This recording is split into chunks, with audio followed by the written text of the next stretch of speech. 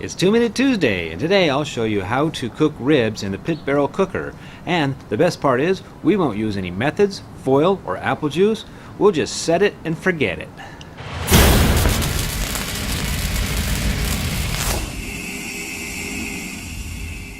The Pit Barrel Cooker Company has made it very easy to smoke and barbecue all sorts of meats, allowing you to concentrate on mastering the flavors. So let's get started smoking the ribs.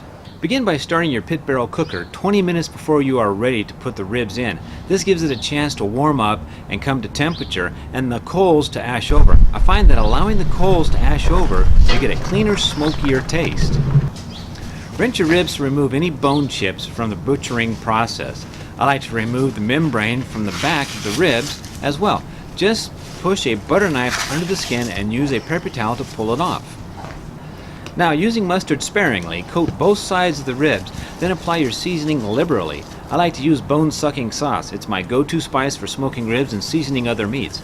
I'll put a link in the description below. Now, let the ribs sweat just a few minutes and allow the seasoning to adhere to the ribs. Then poke the hooks through one end. I prefer the bigger end. Now the ribs are ready to be placed into the pit barrel cooker. Hook the ribs on the rebar and add some small wood chunks like apple, mesquite, or hickory and place them in the center. Close the lid and let the ribs smoke. For a single 4-pound rack of ribs, it'll take about 3 to 3.5 hours to finish. So it's been about 3 hours. Let's check on the ribs. We are looking for a uniform color and a temperature of 165 degrees. Well, these ribs look good and are done. Pull them out and let the ribs rest for 15 minutes under a tinfoil tent. Slice them and serve them with your favorite barbecue sauce. I like a variety of sauces so that I can dip them in different sauces as I go.